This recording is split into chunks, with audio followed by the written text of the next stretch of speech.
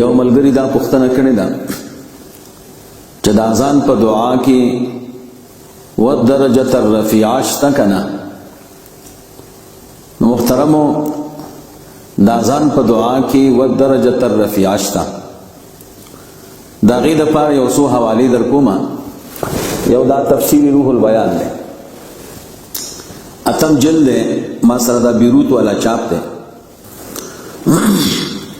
صفحه دا 351 دی کې وای اللهم رب هذه الدعوه التامه والصلاه القائمه آت محمدا الوسيله والفضيله والدرجه الرفيعه. نو دی کې ورسره والدرجه الرفيعه شتا.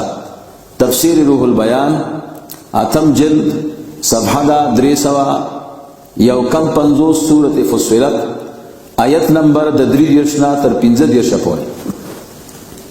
دویم نمبر حوالہ پدی مسئلہ د امام غزالی رحمہ اللہ کتاب احیاء علوم الدین دا اول جلد ہے او دی کے صفحہ دا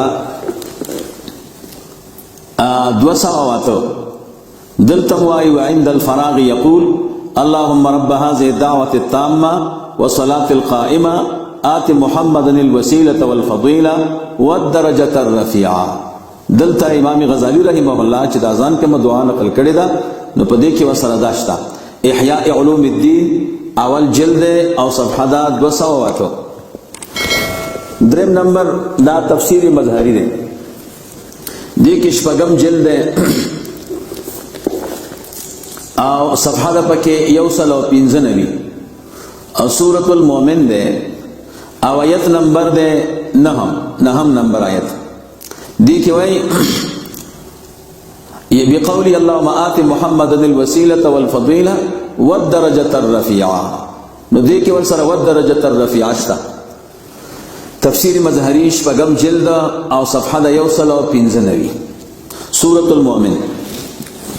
سلورم نمبر دا ما سرا عمل اليوم واللیلہ دا علامہ ابن سنی رحمہ اللہ او مکتبہ دار القبلہ لثقافت الاسلامیہ جدہ بیروت دغه چاپ برا پیدا کی. نو پدی چاپ کی دا صفحہ ہوا اتیارا. نو پدی کی وسر والدرجة الرفیعہ پا مرفوع روایت کی موجود ہے. مرفوع روایت بعض نسخے دا عمل اليوم واللیلہ شتا کم چی دا کراچی والا دی یا دا بلزی نو پاغی کی وسر والدرجة الرفیعہ نشتا. لیکن چکم دا بیروت چاپ دے مکتبہ دار القبلتی لثقافت الاسلامیہ جدہ بیروت نو پاغے کی اول جلد و صفحہ ہوا اتیادا پاغے کی وسرشتہ دا والدرجة الرفیعہ. دویم نمبر ورپسی صفحہ کی بل دعا ذکر دا او اغم مرادف دا والدرجة الرفیعہ دا. دی دویم دعا کی دا دی اللہم آت محمد الوسیلة واجعل فی العلیین درجتہ. نو دا دا والدرجة الرفیعہ مرادف لفظ موجود دے او خپل لفظ مشتا خودغه مکتبه وزن ترا پیدا کوي. عام مکتبو کې چې کوم عمل اليوم واللیله ده پاغه کې وسره والدرجة الرفیعه نشته. لہذا په اذان کې والدرجة الرفیعه مرفوع روایت کې مشتا او دغه لوی علما په خپل کتابونو کې چې د اذان دعا ذکر کوي نو پاغه کې شتا اذان ته په خپل باندې وګورئ.